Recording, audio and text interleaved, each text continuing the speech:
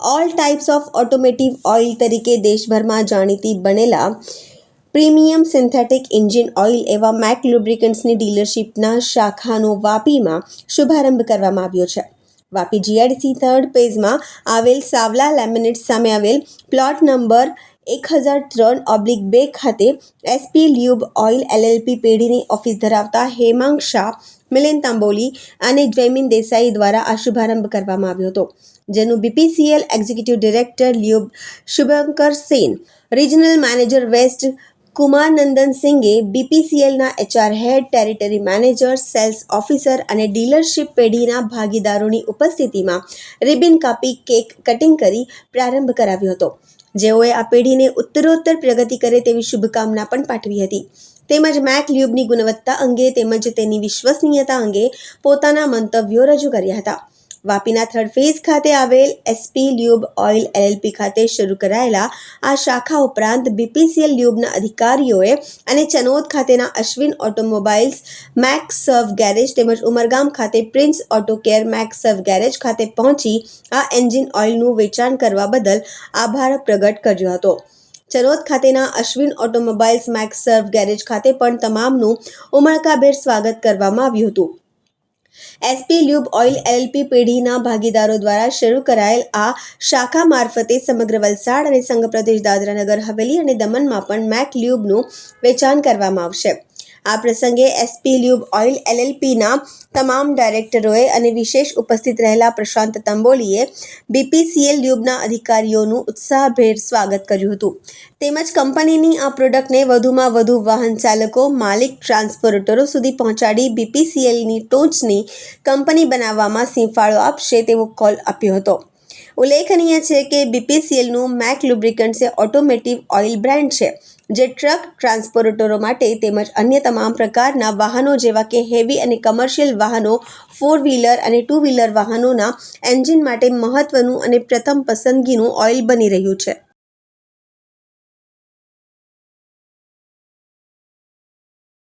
सबको नमस्कार भारत पेट्रोलियम और मैक लुब्रिकेंट्स के तरफ से।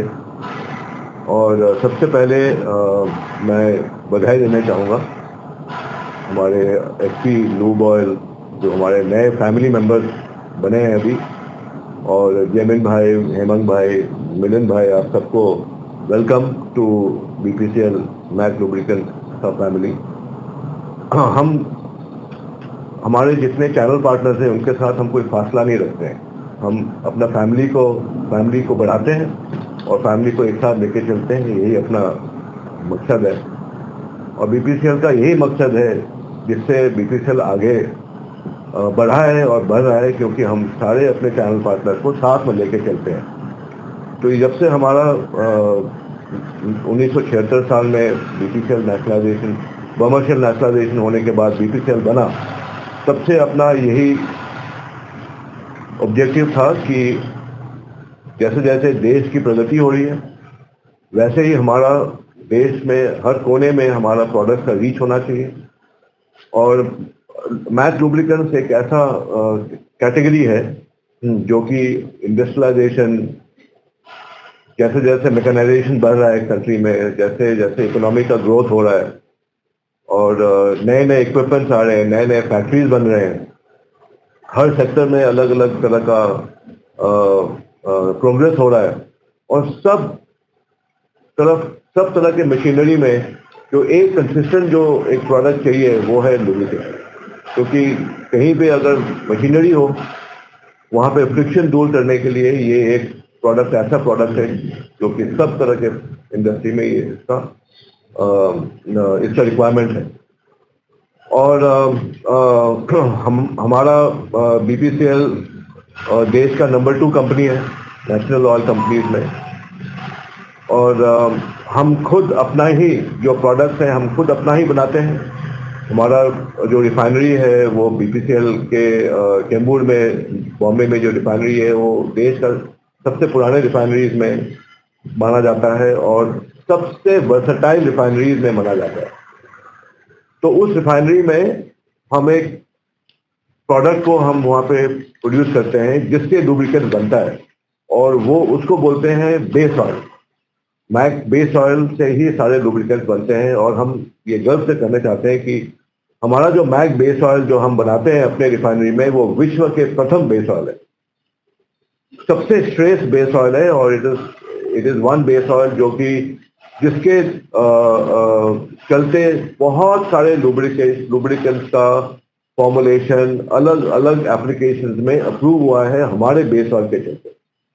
तो हम बहुत गर्व से कह सकते हैं कि जो मैक लुब्रिकेंट किसी इक्विपमेंट में जब जाता है तो वो इक्विपमेंट का मालिक का ये एश्योरेंस रहता है कि सबसे हाईएस्ट क्वालिटी, विश्व के हाईएस्ट क्वालिटी लुब्रिकेंट उनका इक्विपमेंट का देखभाल कर रहा है। ये हो गया इंडस्ट्रियल लुब्रिकेशन। और हम अब जानते हैं कि जैसे जैसे देश का प्रगति हो रहा है उतना वैसे ही व्हीकलर पॉपुलेशन बढ़ रहा है, 2 wheelers, 4 wheelers, heavy HCVs, LCVs, आप देख रहे हैं कितना इंडिया में कितना ग्रोथ है। और इसके लिए एडवांस लुब्रिकेशन चाहिए ऑटोमोबाइल्स के लिए, चाहे वो अलग अलग, अब BS6 भी आ गया इंडिया में। तो हमारा जो मैक लुब्रिकेंट्स के जो ऑटोमोटिव पोर्टफोलियो है वो इंजन ऑयल से लेके हम उसको बोलते हैं हमारा बम्पर टू बम्पर सोल्यूशन है। हम ऐसे कोई भी लुब्रिकेशन का रिक्वायरमेंट हम जो रिक्वायरमेंट है व्हीकल में उसका हम फुलफिल हम करते हैं। और वो बम्पर टू बम्पर लुब्रिकेशन में अपना जो ऑटोमोटिव का ग्रेड जाता है, चाहे वो इंजन ऑयल हो, ब्रेक ऑयल हो, कूलेंट हो, ग्रीस हो, वो सारा का सोल्यूशन हमारे पास मैक लुब्रिकेंट के पोर्टफोलियो में है और वो सब A1 है। और उससे हम ये गर्व से कहते हैं कि आप मैक लुब्रिकेंट्स अगर यूज कीजिएगा तो एक सबसे बड़ा जो मात्रा है उसको बोलते हैं टोटल कॉस्ट ऑफ ओनरशिप। वो टोटल कॉस्ट ऑफ ओनरशिप में मैक लुब्रिकेंट्स का सबसे ओनर के लिए सबसे कम टोटल कॉस्ट ऑफ ओनरशिप है, मतलब सबसे एफिशिएंट है। आप मैक लुब्रिकेंट्स अगर यूज कीजिएगा तो उसका जो वैल्यू फॉर मनी है वो सबसे ज्यादा है ग्राहक के लिए। और यही प्रेमाइस पे हम नए नए ग्रेड्स बनाते हैं, नए नए वेरिएंट्स बनाते हैं और नए नए जैसे गाड़ियां मार्केट में नए नए गाड़ियां इंट्रोड्यूस हो रहे हैं, उसमें जो हमारा सोल्यूशन जाता है, हम इसी विचार पे हमारा R&D जो है वो भी वर्ल्ड क्लास R&D है बॉम्बे में। हमारा R&D जो टीम है इसी पे काम करते हैं कि कैसे कस्टमर का टोटल कॉस्ट ऑफ ओनरशिप को कम करें और एफिशिएंसी को बढ़ाएं। क्योंकि हम जानते हैं कि जो फ्यूल एंड लुब्रिकेंट्स है ये एक गाड़ी का ओनर, व्हीकल ओनर के लिए एक काफी एक हिस्सा है, एक एक्सपेंडिचर का एक अच्छा खासा हिस्सा है। और हम चाहते हैं कि हम उसमें एफिशिएंसी लेके आए। तो यही सबसे बड़ा अपना ऑब्जेक्टिव है। और अब हमारा जो हम SP लूब ऑयल से हम शुरू किए हैं, हमारा ये कहना है कि वापी और आसपास के जितने डिस्ट्रिक्ट्स हैं इसमें मैक लुब्रिकेंट्स का प्रचार किया जाए और कस्टमर के पास पहुंचे। क्योंकि ये आप जानते हैं कि इस एरिया गुजरात का सबसे हाईएस्ट ग्रोथ मार्केट है ये। और यहाँ पे हम ये चाहते हैं कि मैक लुब्रिकेंट्स का जो एफिशिएंसी है, उसका जो बेनिफिट्स है वो एंड कस्टमर तक पहुंचे। और हम जो हमारा नए फैमिली मेंबर्स हैं,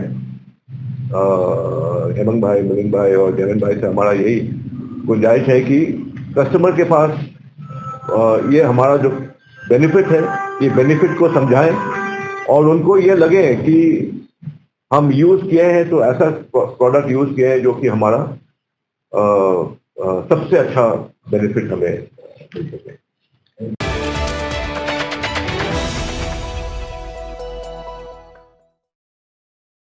વલસાડના મોતીવાડામાં યુવતી પર રેપ વિથ મર્ડરનો મામલો, રિમાન્ડ પર રહેલા આરોપીએ વધુ એક હત્યાનો ભેદ ઉકેલાયો છે। 8મી જૂનના રોજ ડભોઈમાં એક અલ્પદૃષ્ટિ યુવાનની આ યુવકે હત્યા કરી હતી। ટ્રેનના વિકલાંગ ડબ્બામાં સાથે મુસાફરી કરનાર અલ્પદૃષ્ટિ યુવકને વચ્ચે રેલવે સ્ટેશન પર ઉતારી લૂંટના ઈરાદે હત્યા કરી નાખવામાં આવી હતી। અત્યાર સુધી આરોપીએ 25 દિવસમાં કરેલી 5 રેપ વિથ મર્ડરના ગુનાઓના ખુલાસો થયો છે। જૂનમાં ડભોઈમાં કરેલી વધુ એક હત્યાની આરોપીએ પણ કબૂલાત કરી છે। અત્યાર સુધી 6 હત્યાનો ભેદ ઉકેલાયો છે. આરોપી અત્યારે પોલીસ રિમાન્ડ હેઠળ હજુ પણ આગામી સમયમાં આરોપીએ કરેલા અન્ય ગંભીર ગુનાઓનો ભેદ ઉકેલવાની શક્યતા સામે આવી રહી છે. ગઈ તારીખ 14મી નવેમ્બર 2024ના રોજ વલસાડ જિલ્લાના પારડી પોલીસ સ્ટેશન વિસ્તારની એક કોલેજિયન યુવતીના દુષ્કર્મ અને હત્યાના કેસમાં ખૂબ મોટી સફળતા 10 દિવસની મહેનત બાદ વલસાડ જિલ્લા પોલીસને મળી હતી. આ આરોપી રાહુલ કરમબીર જાટ, જે 4થી વધુ રાજ્યોમાં અલગ અલગ આંતરરાજ્ય ચોરી અને અલગ અલગ મારામારી અને આર્મ્સ એક્ટના ગુનાઓમાં સંડોવાયેલો છે, એ રાહુલ કરમબીર જાટ, જે મૂળ રોહતકનો છે, એને પકડી પાડવામાં સફળતા 24 નવેમ્બરના રોજ મળી હતી. એ આરોપીની પ્રથમ દિવસની પૂછપરછ દરમિયાન પારડી દુષ્કર્મ હત્યા કેસ ઉપરાંત અલગ અલગ 4 રાજ્યો આંધ્રપ્રદેશ, કર્ણાટકા, તેલંગાના અને વેસ્ટ બેંગાલ, અલગ 4 રાજ્યોમાં કુલ મળીને 5 હત્યાના બનાવો ડિટેક્ટ કરવામાં વલસાડ જિલ્લા પોલીસને સફળતા મળી હતી. આરોપીના કુલ 10 દિવસના રિમાન્ડ તારીખ 5 ડિસેમ્બર 2024ના રિમાન્ડ લેવામાં આવ્યા હતા અને આરોપી દ્વારા અન્ય હત્યાઓ કે અન્ય કોઈ ગુનાઓ કર્યા છે એ બાબતે સઘન પૂછપરછ, સઘન ઇન્ટ્રોગેશન એસઆઈટીની ટીમ દ્વારા કરવામાં આવી રહ્યું હતું અને આ ઇન્ટ્રોગેશન દરમિયાન એક મોટી સફળતા વલસાડ જિલ્લા પોલીસને મળી છે. વડોદરા જિલ્લાના ડભોઈ વિસ્તારમાં ગઈ તારીખ 8મી જૂનના રોજ આ આરોપી છે, એ આરોપી પ્રતાપનગર રેલવે સ્ટેશનથી ટ્રેનમાં ચડ્યો હતો અને એની સાથે દિવ્યાંગ ડબ્બામાં મુસાફરી કરતા એક અલ્પદ્રષ્ટિ યુવાનને, જે વિઝ્યુઅલી ચેલેન્જ છે એવા વ્યક્તિ સાથે એણે વાતચીતમાં વિશ્વાસ કર્યો હતો અને લૂંટ કરવાના ઈરાદે 3 રેલવે સ્ટેશન પછી એને ઉતારી લીધો હતો અને એની સાથે એની જોડે લઈ જઈને જે પેટ્રોલ પંપ છે એની બાજુમાં નવી બનતી બિલ્ડિંગની દિવાલ પાછળ લઈ જઈને એનું ગળું દબાવીને એની હત્યા કરી નાખી હતી સાંકળ જેવી વસ્તુથી, અને ત્યારબાદ એનો મોબાઈલ અને એના પૈસા લઈને એ લૂંટીને ફરાર થઈ ગયો હતો. આ કન્ફેશન, આજે એણે જે હકીકત જણાવી છે, એ ડભોઈ પોલીસ સ્ટેશન વડોદરા ગ્રામ્યમાં બનેલા 11મી જૂનના બનાવ સાથે ટોટલી મેચ થાય છે અને આ બાબતે વડોદરા ગ્રામ્ય એસપી અને વડોદરા ગ્રામ્ય પોલીસને સંપૂર્ણ હકીકતથી વાકેફ કરવામાં આવ્યા હતા અને આ બનાવ અનુસંધાને જે વ્યક્તિ મરણ ગયેલ છે, એ મરણ ગયેલ વ્યક્તિ ફૈયાઝ અહેમદ મહેબૂબ અહેમદ શેખ, જે મૂળ નંદુરબાર મહારાષ્ટ્રનો છે, એની હત્યા અને લૂંટનો ગુનો ડભોઈ પોલીસ સ્ટેશન વડોદરા ગ્રામ્યમાં દાખલ કરવામાં આવ્યો છે અને સિરિયલ કિલર દ્વારા કરવામાં આવેલા વધુ એક હત્યાના ગુનાને ડિટેક્ટ કરવામાં વલસાડ જિલ્લા પોલીસને સફળતા મળી છે. આ આરોપી રાહુલ કરમબીર જાટ એ છેલ્લા 5 વર્ષમાં ઘણી બધી વખત જ્યુડિશિયલ કસ્ટડીમાં ગયો છે. આરોપી રાજસ્થાનની જેલમાં, જયપુર જોધપુરમાં, આરોપી ઉત્તર પ્રદેશની સહરાનપુર જેલમાં, એની સાથે સાથે ઉત્તરાખંડની દહેરાદૂન જેલમાં, અલગ અલગ જેલમાં અલગ અલગ સમયમાં એ જેલમાં રહેલો હતો.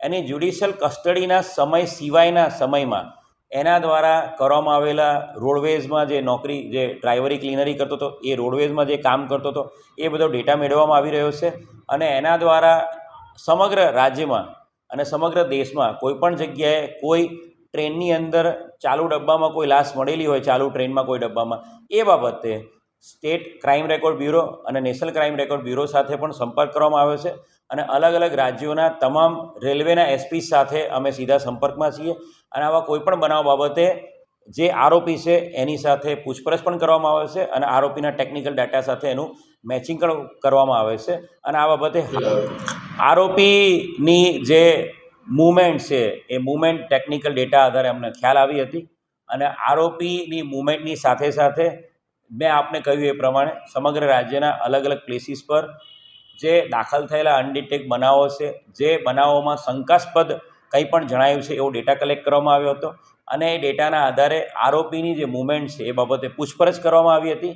સાથે સાથે આરોપીએ ઘણા બધા મોબાઈલ ચોરેલા છે, એવા મોબાઈલો પણ રિકવર કરવામાં આવી રહ્યા છે. એના આધારે પણ એ જે મોબાઈલ છે એ કયા વિક્ટીમનો હોઈ શકે એ બાબતે તપાસ કરવામાં આવી હતી અને ચોક્કસ ઇન્ફોર્મેશન ડેટા ગેધર કર્યા પછી એની સઘન પૂછપરછ કરતાં એણે આ ડભોઈમાં બનેલા બનાવને કબૂલાત આપી છે.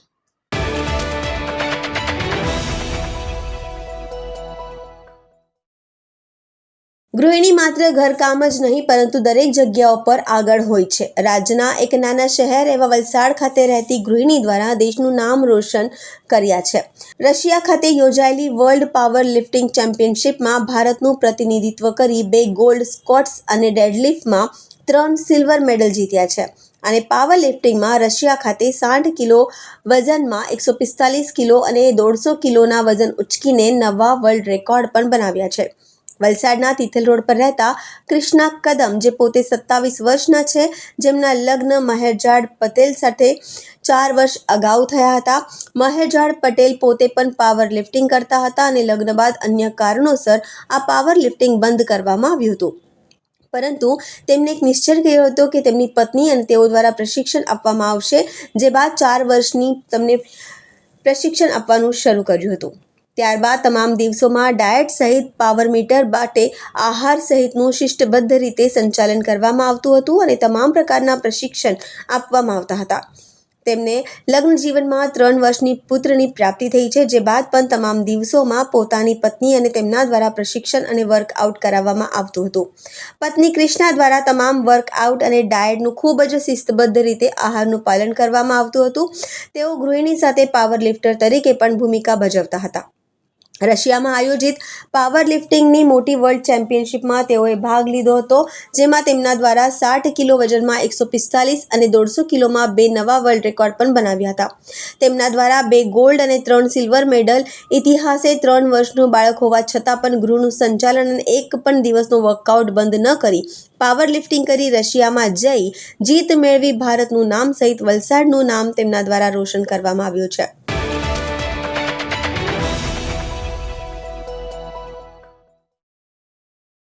દમણની ખારીવાડ હોટેલ રાજ પેલેસના પાછળ આવેલી જમના અપાર્ટમેન્ટના 5મા માળે આગ લાગી છે. ઘટનાની જાણ થતાં જ ફાયર ફાઇટરોની ટીમ ઘટનાસ્થળે પહોંચીને આગ પર કાબૂ મેળવવાનો પ્રયાસ કર્યો હતો. આગની ઘટના બનતા જ આસપાસના વિસ્તારના લોકો દોડી આવ્યા હતા. જમના અપાર્ટમેન્ટના 5મા માળે લાગેલી આ આગનું કારણ અકબંધ જણાયું છે. પડોશીના કહેવાનુસાર ફ્લેટમાં રહેતા ભાડુઆત સવારે વાપી નોકરી માટે ચાલી ગયા હતા, જે બાદ ફ્લેટમાં તાળું લાગેલું હતું. પાડોશી બહેનને આગ લાગવાની ઘટનાની સૌપ્રથમ જાણ થઈ હતી. તેને પોલીસ અને ફાયર ડિપાર્ટમેન્ટને ઘટનાની જાણ કરી હતી. સદનસીબે આગની ઘટનામાં કોઈ જાનહાનિ થવા પામી ન હતી. ફાયર ફાઇટરો દ્વારા આગ બુઝાવવા લગાતાર પ્રયાસ કરી રહ્યા હતા.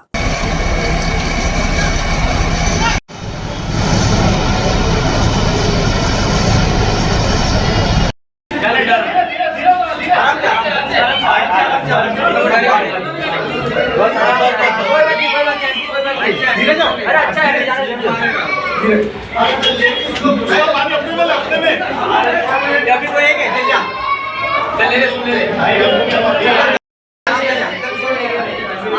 से आओ ला लेके जा ले आराम से आओ कोई गई मत करो आराम से आओ स्लिप मार रहा देखा मोबाइल लेके ऊपर गई मत कर आराम से अभी नीचे बोलना चाहिए.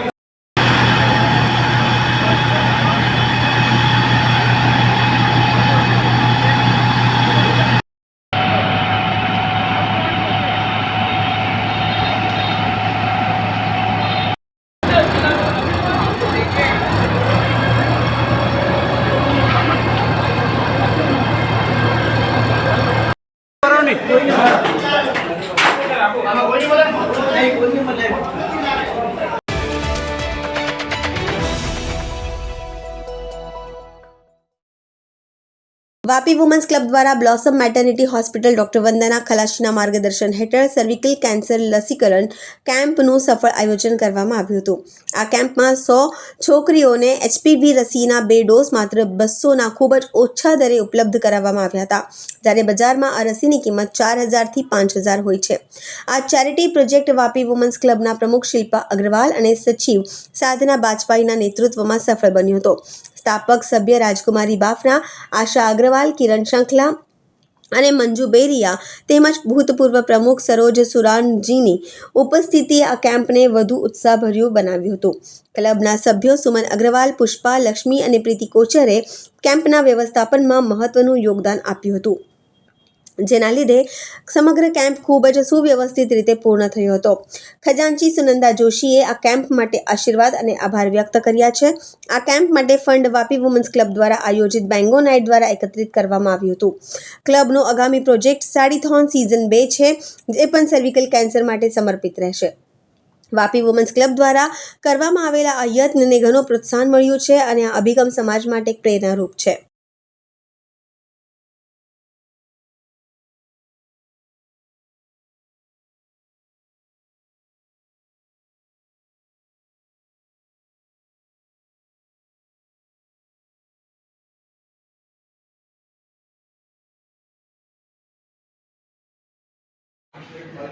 नमस्कार, मैं शिल्पा अग्रवाल, वापी विमेंस क्लब की प्रेसिडेंट, और ये हमारा पूरा Vapi women's club founder member, active committee members यहाँ पे है.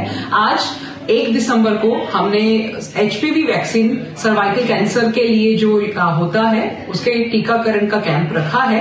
और ये पूरा जो प्रोग्राम है ये हमने बिंगो नाइट एक फंड रेजिंग इवेंट किया था, तो वहां से फंड जो है एकत्रित किया है और जिसकी एमआरपी लगभग 4,000 रुपए है, जो आज हमने यहाँ पे बहुत ही टोकन और सब्सिडाइज रेट में 200 रुपीज लेके 100 गर्ल्स को यहाँ पे वैक्सीनेशन हुआ है. और वापी विमेंस क्लब इस तरह के प्रोग्राम सालों से करता आया है. 18 इयर्स पुराना हमारा ये क्लब है और इसमें जुड़े हुए सभी लोग अपना पूरा तन मन धन से पूरा कंट्रीब्यूशन, पूरा योगदान देते हैं.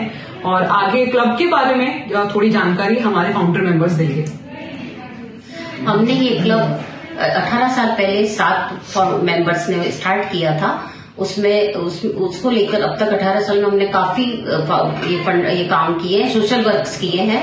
उसमें हमारा सामूहिक लगन रहता है और उसमें हमारा साल भर में गरीबों को काफी देने का, जैसे कंबल बांटे हमने, रेनकोट्स बांटे, टाइम पर हम समय समय पर ये काम करते रहते हैं और हमारा क्लब इसमें सभी लोग साथ देते हैं. मैं आशा अग्रवाल, वापी वुमेन्स क्लब की फाउंडर मेंबर. आज की ज्वलंत समस्या है कैंसर और वो लेडीजों में बहुत ज्यादा हो रही है.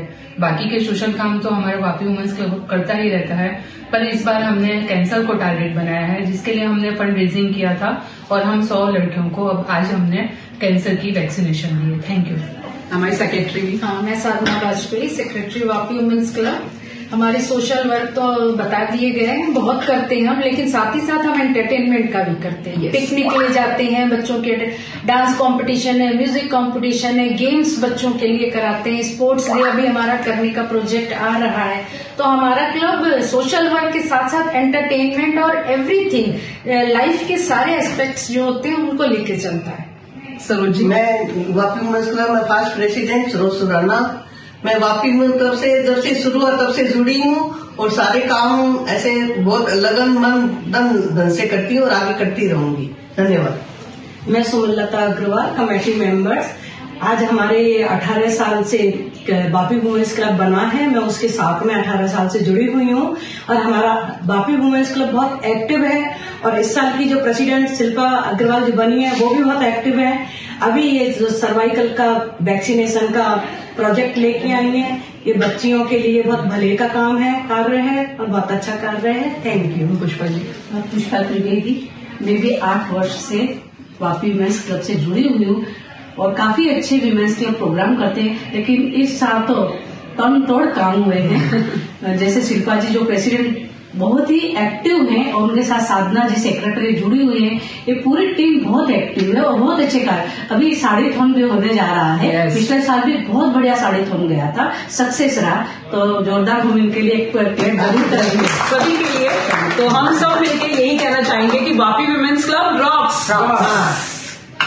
आज 1 दिसंबर 2024 को हमने वापी के ब्लॉसम हॉस्पिटल में एक वैक्सीनेशन कैंप कंडक्ट किया है, जो कि ऑर्गेनाइज किया था वापी विमेंस क्लब ने. एंड ये था सर्वाइकल कैंसर के अगेंस्ट जो वैक्सीन होता है, ह्यूमन पैपिलोमा वायरस वैक्सीन. ये जो इन्फेक्शन है it happens in 70% of the cancer patients in women. So अगर हम यंग गर्ल्स को from 9 years of age to 45 years of age cover कर सकें तो हम 70% ऑफ केसेस जो सर्वाइकल कैंसर के होते हैं वो प्रिवेंट कर सकते हैं. सो मैं चाहती हूँ कि each and every girl, each and every woman should come forward और वो वैक्सीन के लिए वैक्सीन लगवाएं. It will be helpful for the society and I really thank Vapi women's club. उन्होंने ये इनिशिएटिव लिया है for vaccination of young girls, जो कि बहुत ही बढ़िया इनिशिएटिव है एंड अवेयरनेस क्रिएट करेगा लोगों में, जो हेल्प करेगा कि हम कैंसर का प्रिवेंशन कर सकें, because treatment of cancer is very difficult and almost impossible. So prevention is the only thing that can be done. Thank you so much. Good afternoon. Vapi women's club ने जो ये cervical cancer वाली vaccine जो बहुत कम दामों में यहाँ पे हम लोगों को अवेलेबल की है, उसके लिए उनका बहुत ज़्यादा थैंक्स है. बहुत धन्यवाद है उनको कि ऐसे ही वो करते रहे और हम लोगों को उसका फ़ायदा मिलता है. Thank you so much. Women's club बहुत अच्छा काम कर रही है. Really appreciate. Thank you so much. HPV vaccine लेना है जो सर्वाइकल कैंसर के लिए women's club, Vapi women's club ने ऑर्गेनाइज किया. Thank you Vapi women's club for what is your name? Tanu, Dimple, Priya, Kiran. कौन सी स्कूल से हो आप लोग? उपासना. उपासना स्कूल से. ओके. और कितने डोज हैं इसके? 2.